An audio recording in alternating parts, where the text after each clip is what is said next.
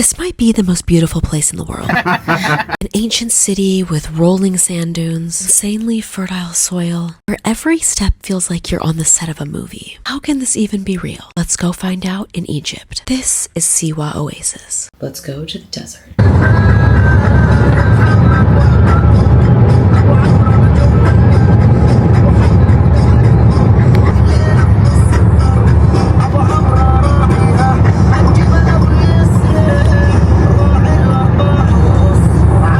Today we have an 8-hour car ride, and it is quite boring with literally nothing to see on the side of the road except for camels. There's absolutely no food. But after 8 hours, we have finally arrived to our hotel in Siwa, Egypt. And the hotel alone looks like a little oasis. I'm not exactly sure the cost because this trip was $350 per person through Nile Empire Tours, and it is a 3-day, 2-night trip. So everything including our food is included. But let's walk through the hotel and let's find our room. We've made it to Siwa. It was a long car ride, but I'm so excited to be here. Siwa is considered an Amazigh oasis, located in the western desert near the Libyan border. Culture here is different from other parts of Egypt. As you can see, there's traditional mud brick architecture, and although they get quite a lot of tourism during the season, right now it is low season, so there are not a lot of people here, especially during the day, but things do come alive a little bit more at night. But we haven't eaten all day and it's lunchtime, so let's find some food. I stumble upon this family making bread. I asked if I could film them, and then they beckoned me to come in. Hello! Oh. You just told me to come in? Oh, hello. How are you? Good, how are you? Where are you from? From Turkey. Turkey? Welcome to Siwa. Okay, yes, I realize I lied, and it's become a little bit of a habit because Dilara says she's from Turkey, and so I just have been saying I'm from Turkey sometimes too. Anyway, I wanted to get a look at this machine because I thought it was so ingenious how it's just pumping out this bread. Nice. So nice, smells so good. This interaction really showed me what Siwan hospitality is, or it's at least my first taste of it. Not only letting me record, but letting me come in and just kind of showing me all the different machines. This is probably so silly to some people, but I just thought it was really cool to watch it all go down.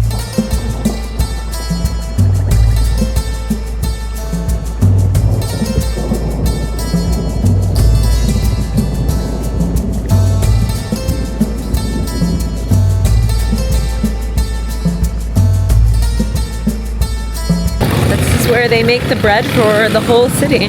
But now it's time for our lunch. There's a lot of meat in Siwa, so I'm having some bread, salad, and tahini. And then green tea is extremely popular in Siwa, so we're having some green tea to finish. Dilara is pouring it Moroccan style to cool it off, but I guess you could also just call this North African style.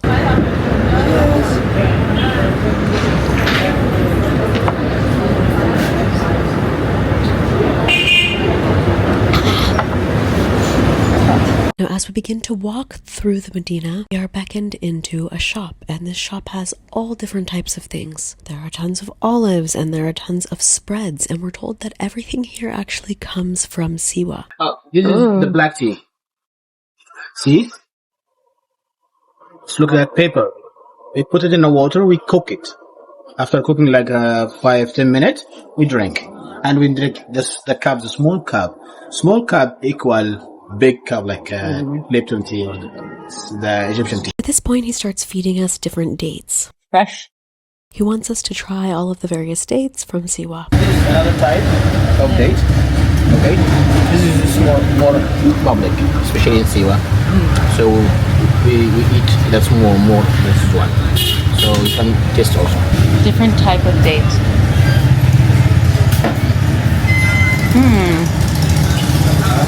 Sounds better.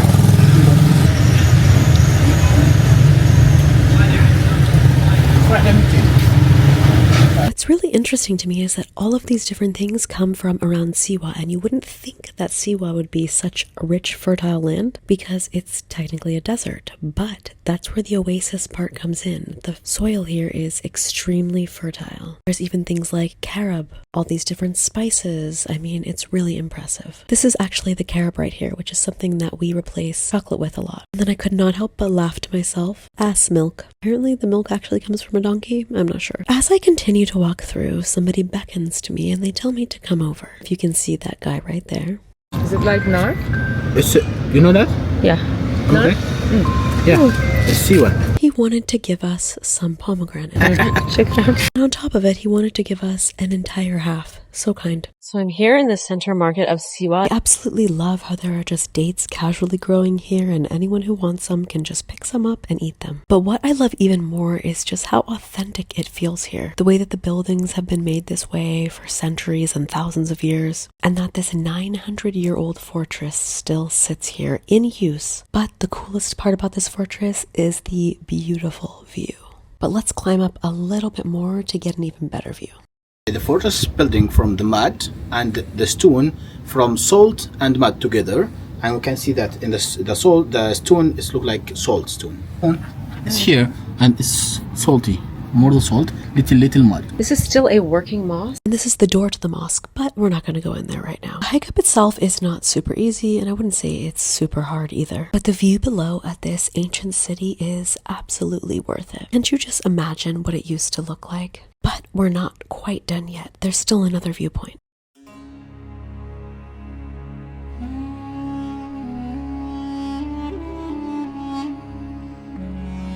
And we ran into this man who offered us some tea. So of course, how can we say no?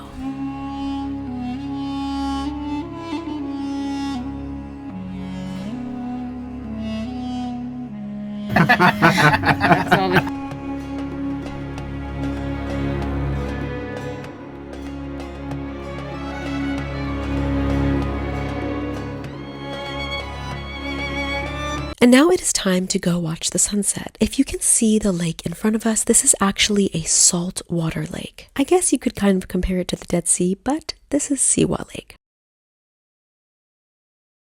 Basically, this is just a spot where people come and hang out and watch the sunset.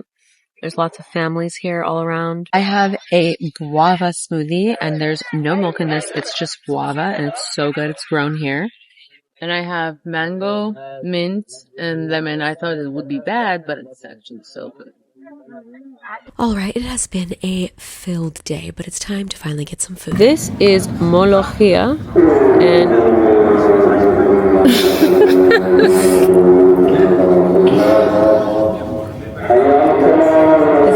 Alright, let's try that again. this is molokhia. It's a local dish from this area, and it's basically like this green that grows here and has lots of spices and stuff in it. Now I have to be totally honest, it is a little bit slimy, so I'm not loving the texture, but the flavor is definitely there. The soup on the side is amazing. We're up early and we are ready to go to Siwa Oasis. This is somewhere I've been wanting to go for so long, and it's really just one of the most magical places on the earth. I am so excited. Alright, but let's finally head out and get to the oasis. It's only about a 30-minute drive out of the city, and we're starting kind of early because we want to make sure that it doesn't get too hot.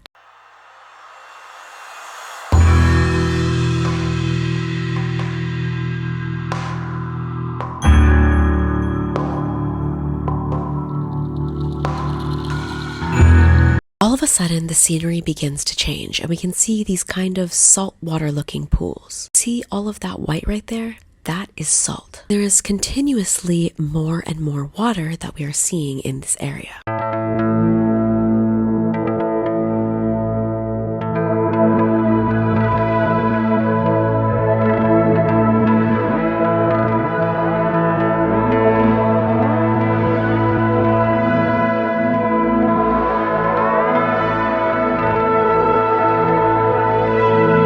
Little did I know when this guy pulled up that he was actually friends with our guide. And he also has a pretty cool surprise for us. Now what you might know or not know is that drones are super illegal in Egypt. But guess what? This guy has one. Now you can see that the water and the color here starts changing to kind of a bright blue. And that means that we are getting closer and closer to our final destination of the day. And basically the main reason of why we came to Siwa in the first place. Welcome to the Siwa Oasis. These pools were discovered naturally over time because this is a huge underground aquifer. These pools were found when people started to quarry salt. While digging for salt blocks, it left huge craters, which then naturally filled with mineral-rich groundwater. And that is how these beautiful pools came to be today. So basically, every time people here harvest for salt, about 1 year later, one of these pools will form. for now, let's just enjoy it. These pools in Siwa are similar to the Dead Sea in that you can fully float here. I had to put zero effort into raising my feet above my head in the water. Even if you've been to the Dead Sea, this is somehow different. Yes, the water is pretty warm, but it's actually feeling quite amazing. I do have one tip though. Don't shave your legs before coming in here because every little pore will scream with pain. It's extremely high salinity and I just got some in my mouth.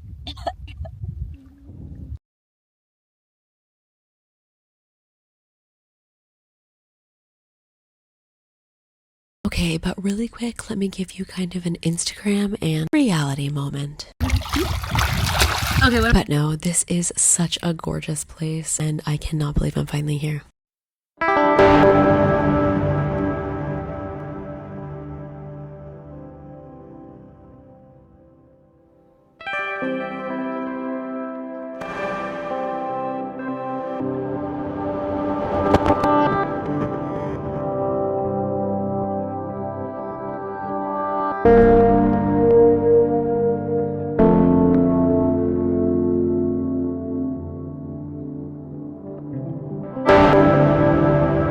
One really important part of coming to Siwa is making sure that you have fresh water to wipe off all of the salt water after you get out. And then if you're lucky, your guide will also bring you a lot of really yummy fruit like this. The guys at Nile Empire have taken such good care of us, bringing us all this amazing fruit and organizing to get these amazing drone shots. I mean, look at this place. It's so beautiful.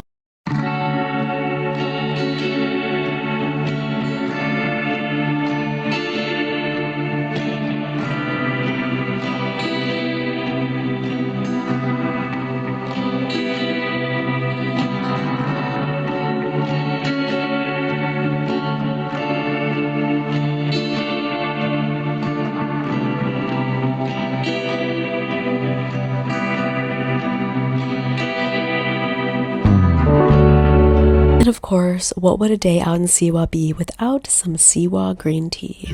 Yeah. Okay. Okay, but I am super excited for this because this is a heart-shaped pool. I cannot believe this is real. I've only seen this in videos and I always thought that it was kind of fake, but no, this is real. What a beautiful place. And what an amazing day. This has definitely been the peak of the trip so far, but we are long from over. I am pretty tired right now though. It's been a long morning and it's been hot, so let's go and relax for a little bit and I'll show you what we're getting into next. After a good rest, it's time to go to the desert. We're loading up in the car and we're heading out of the Siwa city, but suddenly we stop. So right now we're getting permissions from all of these different agencies, the police, in order to go into the desert. We are very close to the Libyan border, so it's essential that they get permissions for all foreigners to do pretty much anything in Siwa. Okay, so I honestly did not realize that as I'm recording this, there's literally a sign that says, do not record. But we got the permissions and we are picking up a different guy who is our driver. He's packing up a bunch of stuff in the back. However, it looks like camping equipment, but technically you cannot camp in this part of Egypt. Anyways, let's get going. This is equal parts scary, but also very fun, of course.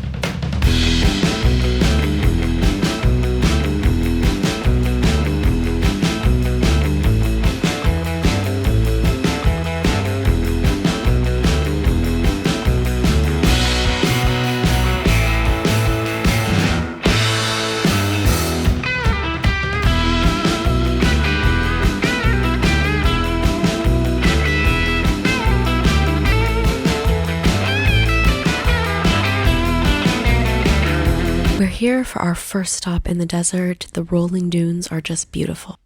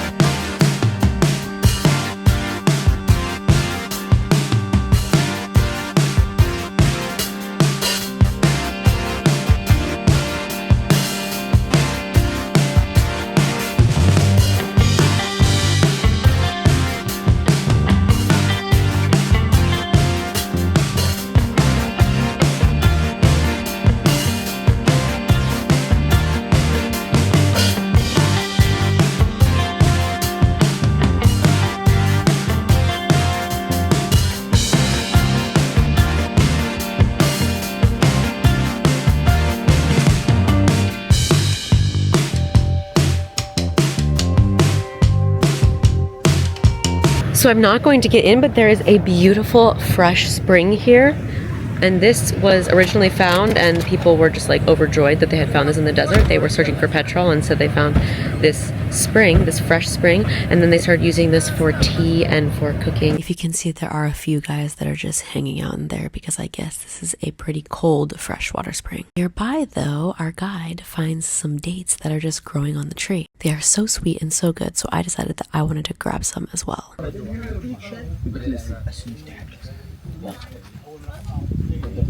Any luck? Yes. I'm trying to find the best ones.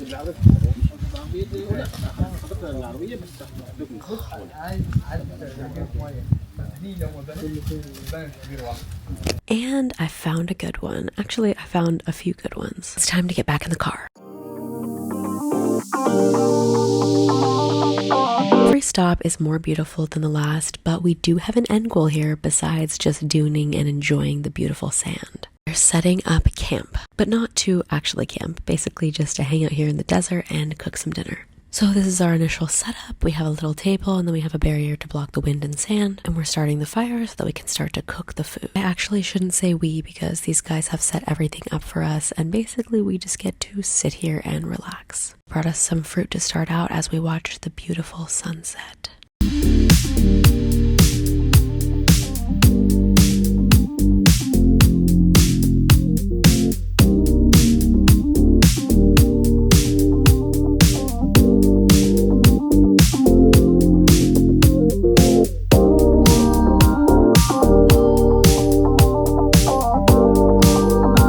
Night has officially fallen, so it's time to get dinner started. You see that thing in the fire? That is actually an entire eggplant that is roasting in the fire to make a very popular Arab dish that is also made in Siwa. And then in those pots are actually food that was made by our guide's wife. But it looks very good. Whoa. Oof. Wow. And this is our final spread. We have stuffed peppers with rice and dolma, some bread, veggies, some fresh baba ganoush. That's what that eggplant was in the fire for. But I'm so happy and I'm ready to dive in.